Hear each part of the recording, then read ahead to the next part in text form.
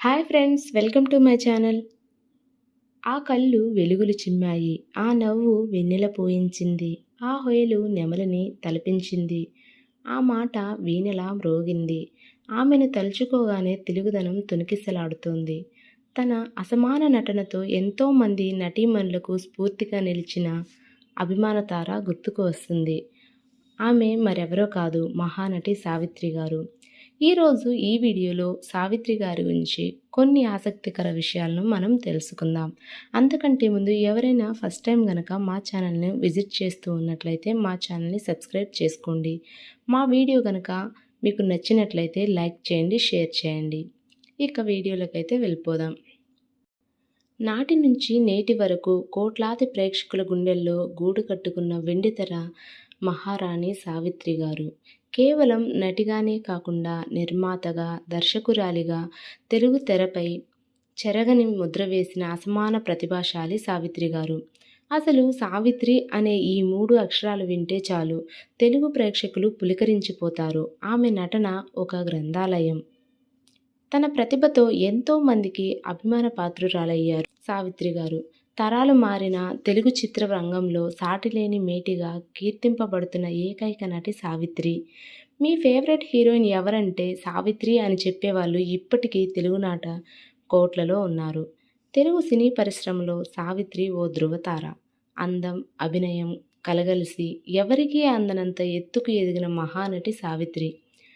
నటనకే భాష్యం చెప్పిన ప్రతిభావంతురాలు సావిత్రి గారు. ఈమె తెర జీవితం కళ్ళు జిగేల్మనేలా సాగింది. అలాంటి అభినేత్రి కళ్ళు నిజ జీవితంలో కన్నీళ్లు కార్చాయి. తెరపై నవ్విన పెదవులు తెర వెనుక దుఃఖాన్ని బిగబట్టాల్సి వచ్చింది. ఆమె నట జీవితంలోని హొయలు నిజ జీవితంలో నుంచి వెళ్ళిపోయాయి. మాట బాధాతప్తమైంది. ఒక సినిమాలో ఎన్ని మలుపులుంటాయో సావిత్రి గారి జీవితంలో అంతకంటే ఎక్కువ మలుపులున్నాయి. నటనలో శిఖరాగ్రానికి చేరిన సావిత్రి మహానటి కావడానికి ముందు ఎంతో నిరాశ ఎదుర్కోవాల్సి వచ్చింది. ఆమె డాక్టర్ కాబోయి యాక్టర్ కాలేదు. యాక్టర్ కావాలనే పట్టుదలతో వచ్చి అనుకున్నది సాధించారామె. తొలి రోజుల్లో వెండితెర ఆమెకు ఎర్రతివాచీలు పరిచి ఆహ్వానించలేదు. నటనపై ఉన్న ఆసక్తితో ఎన్ని కష్టాలెదురైనా పోరాడి నిలదొక్కుకున్నారామె. తెలుగు సినిమా చరిత్రలో తనకంటూ ఓ అధ్యాయాన్ని రాయించుకున్నారు సావిత్రి గారు. మహానటి అంటే దక్షిణాదిలో ఒక్క సావిత్రి పేరే వినిపించేది. ఎందరో ఉత్తమ నటీమణులు ఉన్నారు దక్షిణాదిన. ప్రజల అభిమానాన్ని కూడా సంపాదించుకున్నారు. కానీ వీరందరి నడుమ సావిత్రి మాత్రమే మహానటిగా పేరు సంపాదించడానికి ఎన్నో కారణాలున్నాయి. నవరసాలను అలవోకగా పండించడంలో ఈమె దిట్ట. నటించడం కాదు, ఏ పాత్రలోనైనా జీవించడం ఆమెకు దేవుడిచ్చిన వరం.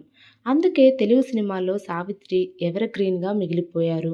హావభావాలతో అద్భుతంగా నటించి మెప్పించిన నటీమణి సావిత్రి. అందుకే తల్లిగా, చెల్లిగా, వదినగా ఏ పాత్ర చేసినా ఆ పాత్రకు వన్నె తీసుకొచ్చిన ఘనత ఆమెది. సావిత్రి తన కెరియర్లో చేసిన కొన్ని పాత్రలకు ఆమె రియల్ లైఫ్కు దగ్గరగా పోలికలు ఉన్నాయి. ఎన్టీఆర్, ఏఎన్నార్లతో సమానమైన స్టార్డమ్ సావిత్రి గారి సొంతం. ఈమె గురించి రాయడానికి పదాలు సరిపోవు. ఆమె హుషారుగా నటిస్తే ఆహ్లాదం వరిస్తుంది. ఆమె విషాదాభినయం ప్రేక్షకుల మనసులను బరువెక్కిస్తుంది. మొదట్లో వేషాల కోసం ఎన్నో ఒడిదుడుకులు ఎదుర్కొన్నారు సావిత్రి. అనేక ప్రయత్నాలు చేయగా 1950లో సంసారం సినిమాలో హీరోయిన్ వేషం లభించింది. అక్కినేని, ఎన్టీఆర్లు హీరోలు. కానీ ఆ అవకాశం వచ్చినట్టే వచ్చి చేజారింది. ఆ సినిమా డైరెక్టర్ ఎల్వి ప్రసాద్ గారు సావిత్రి గారు హీరోయిన్గా పనికిరారన్నారు. 10 మంది అమ్మాయిల్లో ఒకరిగా ఉండమన్నారు. చేసేదేమీ లేక సావిత్రి హీరోయిన్ ఫ్రెండ్స్లో ఒకరిగా నటించారు. 1951లో పాతాళ భైరవిలో ఓ డాన్సర్గా యాక్ట్ చేశారు. ఆ తర్వాత 1952లో పెళ్లి చేసి చూడులో కాస్త గుర్తింపు ఉండే పాత్ర లభించింది. ఇక 1953లో విడుదలైన దేవదాసులోని పార్వతి పాత్ర సావిత్రి నట జీవితాన్ని రాత్రికి రాత్రే మార్చేసింది. దేవదాసులో హీరోయిన్ రోల్కు మొదట మరో నటినే అనుకున్నారు. కానీ చివరకు ఆ క్యారెక్టర్ సావిత్రిని వరించింది. ఈ సినిమాతో సావిత్రి నట జీవితం మలుపు తిరిగింది. ఇది ఆమెకు తొలి విజయం. ఈ మూవీలో నాగేశ్వరరావుకు ధీటుగా నటించి మెప్పించారామె. దేవదాసుగా ఏఎన్నార్‌కు ఎంతటి పేరు ప్రఖ్యాతలు సంపాదించుకున్నారో పార్వతిగా సావిత్రి అంతే పేరు సంపాదించారు. ఆమె నట జీవితానికి పునాది వేసిన చిత్రంగా దేవదాసు చరిత్రలో నిలిచిపోయింది. సావిత్రి నట జీవితంలో మరో మలుపు మిస్సమ్మ. భానుమతి చేయాల్సిన ఆ పాత్రను సావిత్రి పోషించి భేష్ అనిపించుకున్నారు. ఈ సినిమాలో మిస్ మేరీగా సావిత్రి నటన అన్ని వర్గాల ప్రేక్షకులను ఆకట్టుకుంది. ఈ సినిమా విజయంతో ఇక వెనుదిరిగి చూసుకోలేదామె. మిస్సమ్మలో భానుమతి మిస్ చేసుకున్న హీరోయిన్ పాత్ర సావిత్రిని అనుకోకుండా వరించింది. భానుమతి గారు షూటింగ్కి ఆలస్యంగా రావడంతో చక్రపాణి గారు కోపం వచ్చి అరిచారు. ఆ తర్వాత భానుమతి వేషానికి సావిత్రిని తీసుకున్నారు. అలాగే సావిత్రి వేయాల్సిన పాత్రను జమునకిచ్చారు. మిస్సమ్మగా మేరీ పాత్రలో చిలిపితనాన్ని, కోపాన్ని ఏకకాలంలో అభినయించింది. ఎన్నో మరపురాని పాత్రలతో ప్రేక్షకుల హృదయాల్లో చిరస్థాయిగా నిలిచిపోయిన నటశిఖరం సావిత్రి గారు. 1936 డిసెంబర్ 6న గుంటూరు జిల్లాలో చిర్రావూరులో జన్మించారు. చిన్నప్పటి నుంచి నటనపై ఆసక్తితో సంగీతం, నాట్యాలు నేర్చుకున్నారు. చిత్రసీమలో నిలదొక్కుకోవడానికి ఆమెకవి ఎంతగానో ఉపయోగపడ్డాయి. దేవదాసు, మిస్సమ్మ విజయాలతో హీరోయిన్గా రెండో స్థానంలో నిలిచారు సావిత్రి గారు. తన ముందు తరం హీరోయిన్లు భానుమతి, అంజలీదేవి తర్వాతి స్థానం ఆమెదే.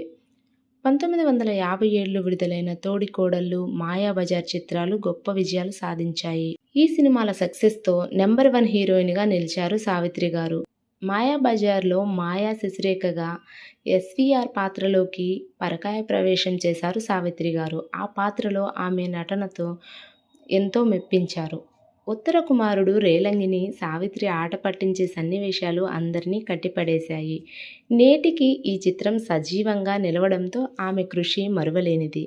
కళ్ళలో నటనలు పలికించడం, పెదవి విరుపులతో హావభావాలు ప్రదర్శించడం సావిత్రి గారి యొక్క ప్రత్యేకత. చిలిపిదనం ఒలికించే కళ్ళే విషాదాన్ని వర్షించేయి. ఆ సన్నివేశాల్లో ఏడవాల్సి వస్తే నిజంగానే ఏడ్చేసేవారామె. అలా చేయడంలో మరో నటికి సాధ్యం కాదనడంలో అతిశయోక్తి లేదు. అందుకే మహానటిగా నేటికి ప్రేక్షకుల గుండెల్లో చిరస్థాయిగా నిలిచిపోయారామె. సావిత్రి ఏ పాత్ర చేసినా ఆ పాత్రే కనిపిస్తుంది, ఆమె కనిపించరు. ఇది సావిత్రి నటనకు మచ్చుతునక. మాటల్లో మెరుపులు ఆమె సొంతం. సావిత్రి ఉంటే సక్సెస్ గ్యారంటీ. ఉత్తమ నటి అవార్డు ఏ సంస్థ ఇచ్చినా అది సావిత్రికే వచ్చేది. అర్ధాంగిలో మతిస్థిమితం లేని భర్తను మామూలు మనిషిగా చేసుకున్న భార్య పాత్రలో నటించిన, అప్పు చేసి పప్పుకూడు చిత్రంలో కామెడీ పాత్ర వేసిన ఆమెకే చెల్లింది. నటిగా సావిత్రికి అన్నపూర్ణ సంస్థకు ప్రత్యేక అనుబంధం ఉంది. ఆ బ్యానర్లో నిర్మించిన 1-2 చిత్రాల్లో తప్ప మిగిలిన సినిమాలన్నిట్లో సావిత్రి గారే పర్మనెంట్ హీరోయిన్గా ఉండేవారు. ఈ సంస్థలో నిర్మించిన దొంగరాముడు, వెలుగునీడలు, మాంగళ్యబలం, డాక్టర్ చక్రవర్తి, చదువుకున్న అమ్మాయిలు చిత్రాలు మంచి పేరు తీసుకొచ్చి పెట్టాయి సావిత్రి గారికి. తెలుగు సినిమాల్లో సావిత్రి, నాగేశ్వరరావుల జంట కనువిందు చేసింది. సంతానం చిత్రంతో ప్రారంభమైన వీరి కాంబినేషన్ అనేక చిత్రాల్లో కొనసాగింది. అభిమానం, నమ్మిన బంటు, శాంతినివాసం, సిరి సంపదలు, ఆరాధన, మంచి మనసులు, మాయాబజార్, నవరాత్రి, సుమంగళి చిత్రాల్లో నటించి మెప్పించారు ఈ పెయిర్. ఇక అన్నపూర్ణ సంస్థ చిత్రాలైతే చెప్పక్కర్లేదు. సహజంగా కథానాయకులు కొంచెం లావైతే తెరమరుగవుతారు. కానీ సావిత్రి చదువుకున్న అమ్మాయిలు సినిమా నాటికే తక్కిన హీరోయిన్ల కంటే ఎంతో లావు అయ్యారు. అయినా ఆ సినిమాతో పాటు ఎన్నో సినిమాల్లో సావిత్రి టీనేజ్ అమ్మాయిలాగా నటించి మెప్పించారు.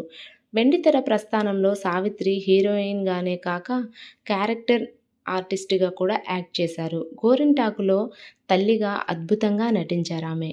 ఎన్టీఆర్, సావిత్రిల జోడీ కూడా తెలుగు ప్రేక్షకుల్ని అలరించింది. కన్యాశుల్కం, బలేరాముడు, వినాయక చవితి, ఇంటి గుట్టు, శ్రీ వెంకటేశ్వర మహత్యం, నర్తనశాల, గుండమ్మ కథ, దేవత వంటి అనేక చిత్రాల్లో వీరు నటించి హిట్ పెయిర్గా నిలిచారు. సావిత్రి హిందీ సినిమాల్లోనూ నటించారు. బహుత్ దిన్ హుయే, షుర్ బసాకే దేకో, గంగాకి లహారే, బలరాం కృష్ణ చిత్రాల్లో నటించి మెప్పించారీమె. ఉత్తరాది ప్రేక్షకులు ఈమె నటనకు మైమరిచిపోయారు. తెలుగు తర్వాత దక్షిణాది భాషల్లో తమిళ్లో ఎక్కువగా నటించారు సావిత్రి గారు. జెమినీ గణేశన్తో చాలా సినిమాలు చేశారామె. ఆయనతో మనం పోల్ మాంగళ్యం సినిమాలో నటిస్తుండగా ప్రేమలో పడి ఇద్దరు పెళ్లి చేసుకున్నారు. తెలుగు మహిళా దర్శకుల్లో భానుమతి గారి తర్వాతి స్థానం సావిత్రి గారిదే. చిన్నారి పాపలు, మాతృదేవత, చిరంజీవి, వింత సంసారం వంటి సినిమాలను డైరెక్ట్ చేసి విజయాలను అందుకున్నారు. సినిమాల్లో ఎన్నో ఉన్నత శిఖరాలను అధిరోహించిన సావిత్రి గారు జీవిత చర్మాంకంలో తన ఆస్తి మొత్తం పోగొట్టుకున్నారు. చివరి రోజుల్లో బతకడం కోసం చిన్న చిన్న వేషాలు సైతం చేశారామె. కష్టాలను మర్చిపోయేందుకు వ్యసనాలకు బానిసగా మారారు సావిత్రి. ఆ వ్యసనాలే తీవ్ర నష్టం చేశాయి. ఓ రోజు ఆమె హఠాత్తుగా కోమాలోకి జారిపోయారు. ఎన్నో నెలల పాటు కోమాలో ఉండి చివరకు 1981 డిసెంబర్ 26న కన్నుమూశారు. దాంతో తెలుగు సినిమా చరిత్రలో ఒక శకం ముగిసినట్టయింది. ఇక సావిత్రి జీవితంపై తెరకెక్కిన మహానటి కూడా ప్రేక్షకులను సైతం ఆకట్టుకుంది. ఈ సినిమాలో సావిత్రి పాత్రలో కీర్తి సురేష్ అద్భుతమైన అభినయం కనపరిచారు. ఎన్టీఆర్ కథానాయకుడు సినిమాలో మహానటి సావిత్రి పాత్రలో నిత్యా మీనన్ నటించారు.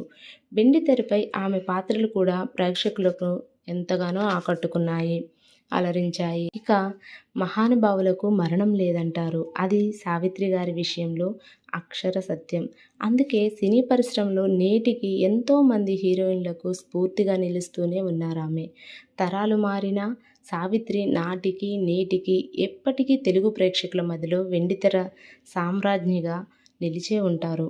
ఇది మా వీడియో కనుక మీకు నచ్చినట్లయితే లైక్ చేయండి, షేర్ చేయండి. మా ఛానల్ని సబ్స్క్రైబ్ చేసుకోవడం మాత్రం మర్చిపోవద్దు. Thanks for watching. Please comment your favourite actor Savitri గారు.